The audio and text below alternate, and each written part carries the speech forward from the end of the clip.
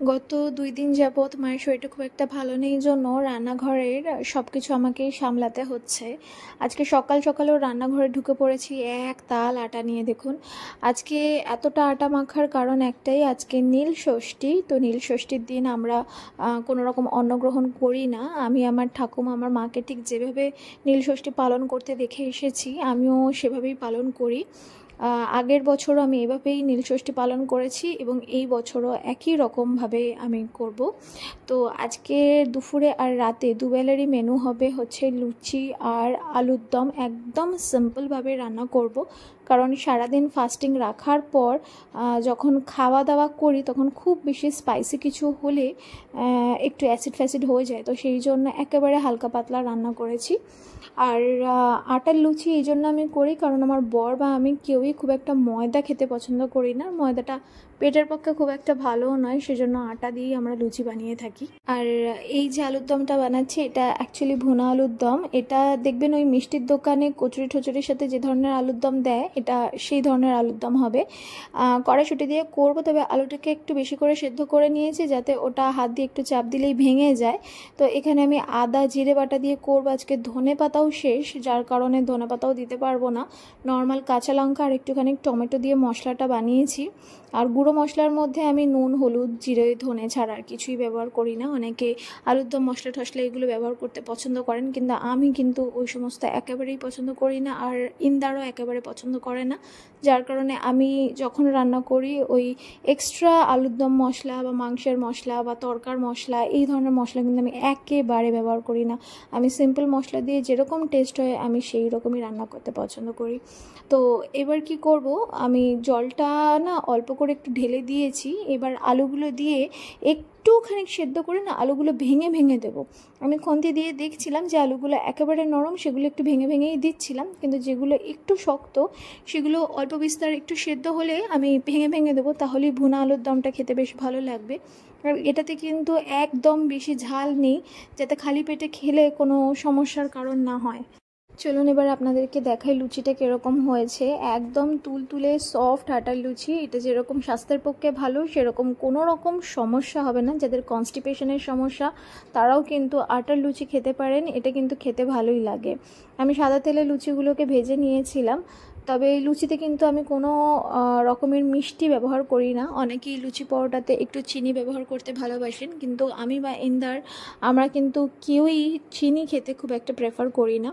আমরা চায়তেও খুব একটা চিনি ব্যবহার যেহেতু করি না, সেই জন্য আমি লুচিতেও খুব একটা চিনি দিই না। কখনো যদি বাবা খায় তো সেক্ষেত্রে একটুখানি চিনি দিই, কারণ বাবা মিষ্টি ছাড়া লুচি বা পরোটা কিছুই ভালোবাসেন না খেতে। তবে নিজেদের জন্য করলে না নুন না চিনি কোনোটাই কিন্তু আমি ব্যবহার করি না রান্নায় অর্থাৎ রুটি বা লুচি পরোটা এসবগুলোতে। কালকে মা চেক আপ করে আসার পথে ফল আর ফুল দুটোই নিয়ে এসেছিলো, কিন্তু মিষ্টি আনতে ভুলে গেছিলো। তো মিষ্টি ছাড়া তো কোনোভাবে পুজো দেওয়া যাবে না, তো সেই জন্য ইন্দারকে পাঠালাম একটু মিষ্টি আনতে। আমাদের কাছাকাছি যে কটা মিষ্টির দোকান আছে মোটামুটি অকেশনের দিনগুলোতে পুরোপুরিভাবেই দুপুরবেলায় কিন্তু সেই দোকানগুলো খোলা থাকে। তো সেই জন্য আশা রাখছি যে ইন্দার গেছে খালি হাতে ফিরবে না, কিছু না কিছু নিশ্চয়ই পাবে। একটু বেশি করে মিষ্টি আনতে বললাম, যাতে পুজো দেওয়ার পর একটু প্রসাদ স্বরূপ আমি আমার মাসি মেশোর বাড়িতেও একটু পাঠাতে পারি, আর নিচে আমার কাকা কাকিমা ভাই আছে ওদের ঘরেও একটু দিতে পারি। তো সেই জন্য একটু বেশি করে মিষ্টি আনতে বলেছি। আর অন্যদিকে আমার আরও কিছুটা লুচি বানানো বাকি ছিল। তো আটা মাখাটা পড়েছিল, বেশিক্ষণ আটা মাখা রেখে দিলে ওটা কীরকম যেন একটু শক্ত শক্ত মতো হয়ে যায়। তো আবার করে ময়াম দিতে হয়, আবার করে তেল মাখাতে হয়, জন্য ভাবলাম যে একেবারে করেই নিই। ওদিকে মা চিৎকার করছিল যে অনেকক্ষণ হয়ে গেছে, এবার তুই স্নান করে বেরিয়ে যা, পুজোটা দিয়ে আয়। কিন্তু কাজ ফেলে আমার কীরকম যেন ইচ্ছা করছিল না, কারণ আমার টেনশন থাকতে বাড়িতে এসে আবার রান্নাঘরে আমাকে ঢুকতে হবে। এদিকে লুচিগুলো কড়াতে ছাড়া মাত্রই দেখলাম কড়াই তেল একেবারে ঠান্ডা হয়ে গেছে। তো কিছুতেই লুচিগুলো ফুলছিল না, আবার দু একটা লুচি কেমন কেমন যেন হলো। তো কিছুক্ষণ অপেক্ষা করে আবার কয়েকটা লুচি দিতে দেখলাম বেশ সুন্দর ফুলছে। লুচি আর রুটি এই দুটো যদি ঠিকঠাক করে না ফোলে আমার কিরকম একটা যেন মনে হয় যে ঠিকঠাক মতো হয়তো টেস্ট হলো না, কিন্তু পরে যখন খাচ্ছিলাম দেখলাম যে না, লুচিগুলোর স্বাদ একই রকম হয়েছে। তবে আমি খুব পাতলা করে লুচি আজকে বেলিনি, একটু মোটা করে বেলেছিলাম। এটা মা এভাবে খেতে চাইছিল বলে একেবারে সেম টাইপেরই সবার জন্য করেছিলাম। তবে আমি কিন্তু লুচি খুব পাতলা পাতলা করে বেলি, তাতে করে যখন লুচিগুলো একটু নরম হয় তখন খেতে কিন্তু বেশ লাগে। কিন্তু আজকে একটু মোটা করেই বেলেছিলাম। তো তারপরে তেল গরম হতে দেখলাম ফটাফট ফটাফট লুচিগুলো ভাজা হয়ে যাচ্ছে। আর আমার লুচি করতে খুব একটা বেশিক্ষণ সময় লাগে না, তবে যেহেতু অনেকটা তেল ব্যবহার হয় সেজন্য আমি খুব একটা লুচি করতে পছন্দ করি না। কারণ খুব বেশি অয়েলি খাবার আমাদের বাড়িতে কেউই খেতে পছন্দ করে না, ইন্দারও খুব একটা পছন্দ করে না। আজকে বোধহয় প্রায় 1 বছর পর আবার আমি লুচি করলাম। অনেক দিন মাঝখানে সময়টাতে লুচি করা হয় না, তো তাতে করে তেলেরও কিছুটা সাশ্রয় হয়। আর লুচির জায়গায় আমি একটু পরোটাই করে থাকি। ইন্দার বাড়ি ফিরলো প্রায় 1 ঘন্টা পর। আমি তারপরেই ক্যামেরাটা আবার হাতে নিয়েছিলাম, ওকে ফোন করে মাত্র বলে আমি একটা কাজে আটকে গেছি।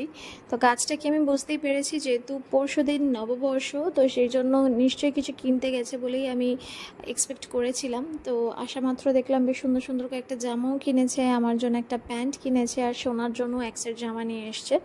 আসলে সোনার অনেক জামা হয়ে গেছে, এবং পয়লা বৈশাখের জন্য আমার বাড়ির সবাই সোনাকে প্রচুর টাকাও দিয়েছে, কিন্তু এখন আমি টাকা দিয়ে ওর জন্য কোনো রকমের জামা কাপড় কিনতে চাইছি না। কারণ গরমে পরার জন্য এত জামা হয়ে গেছে, ওর যে অযথা টাকাগুলোকে নষ্ট করে আমি আর আলমারি ভর্তি করতে চাইছি না। কারণ আমার সত্যি আলমারিতে রাখার মতো আর জায়গা নেই।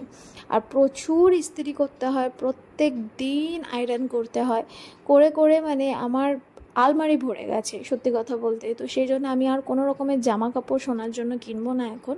ওই টাকাটা রেখে দেবো সোনার পারপাসে, কিছু অন্য পারপাসে আমি খরচা করব। আজকে অনেক দিন পর আমি সোনাকে ক্যামেরার সামনে ধরলাম। সোনা এখন আগের থেকে অনেকটা সুস্থ, এই আপডেটটা আপনাদেরকে দেওয়া হয়নি। তো আজকের ব্লগে বলি, সোনার যে সমস্যাটা নিয়ে আমি ব্লগিং করা বন্ধ করেছিলাম, কারণ আমার মন মেজাজ কোনোটাই খুব একটা ভালো ছিল না। তবে আপনাদেরকে বলেছিলাম যে সোনার হোমিওপ্যাথিক ট্রিটমেন্ট চলছে, তো সেটাতে কিন্তু সোনা অনেকটা উপশম পেয়েছে, এবং বলা যেতে পারে সোনা কিন্তু এখন 9 করে 90% ভালো আছে।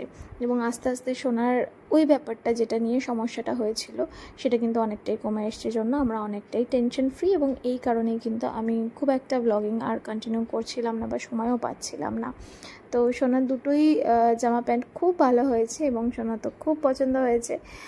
ওর নতুন নতুন জামা পরতে খুব ভালো লাগে, এবং নতুন জামা যখনই ও দেখে তখনই ও বুঝে যায় যে ওকে কোথাও ঘুরতে নিয়ে যাওয়া হবে। এবং বাচ্চাটা আস্তে আস্তে যেহেতু বড় হচ্ছে সেজন্য ও কিন্তু সেন্স করতে পারে যে নতুন জামা মানেই কোথাও একটা যাবো যাবো ব্যাপার। তো যাই হোক, এরপর আমি আর খুব বেশি সময় নষ্ট করিনি, তাড়াতাড়ি রেডি হয়ে মন্দিরে চলে গেছিলাম। এই মন্দিরটা আমাদের বাড়ির একদম কাছে, খুব বেশি দূরে নয়। এখানে আমরা প্রত্যেকবার শিবরাত্রিতে এবং নীল ষষ্ঠীতে শিবের মাথায় জল দিতে বা দুধ দিতে আসি। আমি আমার ঠাকুমা, আমার মাকে সর্বদাই এই মন্দিরে আসতে দেখতাম। এই মন্দিরটা কিন্তু অনেক পুরনো, এখানে একটা বিহারি ফ্যামিলি থাকে, এবং তাদেরই এই মন্দির। এবং এই দুটো দিনে কিন্তু বেশ ভালোই পূজা আচ্ছা হয়, এবং খুব শান্তিতে পূজা আচ্ছা করা যায়, যার কারণে আমি অন্য কোথাও আর না গিয়ে বাড়ির কাছে এই মন্দিরটাতেই আসি। তবে এখন ঠাকুমা আর পায়ে হেঁটে মন্দিরে আসতে পারেন না, জন্য বাড়িতেই দিয়ে দেয়, এবং মা কাকিমা ওরাও বাড়িতেই দিয়ে দেয় নিজেদের ঠাকুর ঘরে। কিন্তু আমি যেহেতু আসতে পারি সেজন্য আসি, কারণ আমার মনে হয় যে মন্দির একটা পবিত্র জায়গা, এবং এমন একটা মন্দির যেখানে প্রত্যেক দিন ঠাকুরের নাম জপ করা হয়, যেখানে ঠাকুরের নাম নেওয়া হয়, সেই জায়গাটা অনেক বেশি শুদ্ধ হয়ে যায়। তো সেখানে গিয়ে একটা দিন পুজো দিলে সমস্যা কোথায়, প্রত্যেক দিনই তো আমরা বাড়িতেই পুজো দিই। যেহেতু আমার পক্ষে সম্ভব হয় তো সেই জন্য আমি আসতে পারি। তো যখন আমি এসেছিলাম সত্যি মন্দির একদম খালি ছিল, মায়ের কথাটাই ঠিক হলো। তো আমি ভাবলাম যে যাক, ভালোই ভালোই ফাঁকায় ফাঁকায় পুজোটা দিয়ে দেবো, কারণ মন্দিরে অনেকে থাকলে তখন কীরকম যেন অসুবিধা অসুবিধা মনে হয়। আমরা কিন্তু খুব সিম্পলভাবেই নীল ষষ্ঠী পালন করি, যেরকম ম্যাক্সিমাম লোকজন করে থাকে। সেটা হচ্ছে 3টে ফল অর্পণ করি, এবং দুধের মধ্যে অল্প একটু গঙ্গা জল আর ভাং মিশিয়ে আমি বাবার মাথায় ঢালি।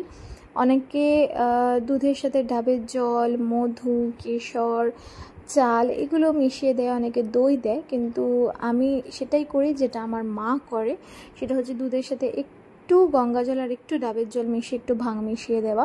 তবে আজকে একটাও ডাব পাওয়া যায়নি। কালকেও মা বাজারে গেছিলো, যেটা বললাম ডক্টর কাছে চেক আপ করিয়ে আসার পথে, কিন্তু কালকেও একটাও ডাব পাওয়া যায়নি। তো ডাব খুঁজতে আর কোথায় যাব, যার কারণে শুধু দুধ আর গঙ্গা জল ভাং দিয়ে কিন্তু আমি বাবার মাথায় দিয়েছি এবং খুব ভালো করে পুজো দিয়েছি।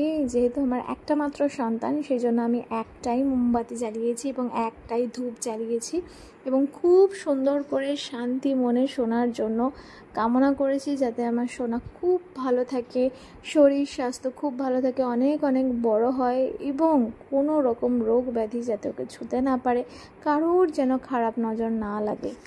দুজন মহিলা মন্দিরে এলেন এবং তারাও পুজো দিতে এসেছিলেন। তখন আমি ভাবলাম যে যাক, কেউ তো আমার সাথে একই টাইমে একই সময়ে পুজো দিচ্ছে। মা বলেছিল একেবারেই ফাঁকা পাবি, কেউই আসবে না। তো তখন বেশ আমার ভালোই লাগছিল, কারণ আমার মেন পুজোটা হয়ে গেছে, বাবার মাথায় জল ঢালা হয়ে গেছে। তো সেই জন্য আমি ফাঁকায় ফাঁকায় ঢালতে পেরেছি। খুব গিজগিছে হয়ে গেলে তখন অসুবিধা হয়। অনেকেই মন্দিরে ধূপকাঠি জ্বালান বা বাড়িতেও ধূপকাঠি জ্বালান। আমরা কিন্তু ধূপকাঠি এখন আর জ্বালাই না, কারণ কোনো একটা জায়গা থেকে আমরা জানতে পেরেছি যে ধূপকাঠি কিন্তু আমাদের হিন্দু মতে জ্বালানো উচিত নয়। কারণ ধূপকাঠি বাঁশ থেকে তৈরি হয়, বাঁশ গাছ থেকে ধূপের যে কাঠিটা সেটা তৈরি হয় এবং বাঁশ কিন্তু আমাদের বংশ বৃদ্ধিতে হেল্প করে। তো সেই জন্য বাঁশ জ্বালানো উচিত নয়। বাঁশ তখনই জ্বালানো হয় যখন কোনো মানুষ মারা যায়, তার কৃতকার্য করতে হয়, তখনই কিন্তু বাঁশ জ্বালানো হয়, তাছাড়া নয়। তো সেই জন্য কোনো পুজো আচ্ছা স্পেশালি কারোর নামে পুজো দিতে গেলে কিন্তু ধূপকাঠি না জ্বালিয়ে নর্মাল যে ধূপ আছে, যেটা আমাদের অনেক অনেক আগে পূর্বপুরুষেরা ব্যবহার করতেন, সেই ধূপ কিন্তু এখনও কিনতে পাওয়া যায়, সেই ধূপ জ্বালানোটাই উচিত। তো সেই জন্য আমি ধূপই জ্বালিয়েছি এবং ধূপ জ্বালালে এত সুন্দর একটা গন্ধ, এত সুন্দর একটা সিচুয়েশন তৈরি হয়, একটা মাহল তৈরি হয়, তখন কিন্তু সত্যি মনে হয় যে একটা পুজো পুজো ব্যাপার আছে। ধূপকাঠিতে কিন্তু ওই ব্যাপারটা থাকে না। যাই হোক, আমার পুজো একেবারে সমর্পণ হয়ে গেছে, এবার আমার বাড়ি চলে যাওয়ার পালা। আশা করছি আপনাদের এই ব্লগটা ভালো লেগেছে। আর যাওয়ার পথে আমি 3টে ফল নিয়ে গেছি, কারণ 3টে ফল দিয়ে অন্য কারুর দেওয়া 3টে ফল নিতে হয়। তো আমি একটা আম, একটা আপেল আর একটা বেল নিয়েছিলাম। বেশ বড় সাইজের একটা বেল পেয়েছিলাম বাবার কৃপায়, আর একটা আম পেয়েছিলাম। আমি একটা কাঁচা আমের আর্জি জানিয়েছিলাম, তো সেটা পেয়েছিলাম, পেয়ে আমি খুব খুশি। তো যাই হোক, দেখা হচ্ছে পরের ব্লগে। টিল দেন সকলে ভালো থাকবেন।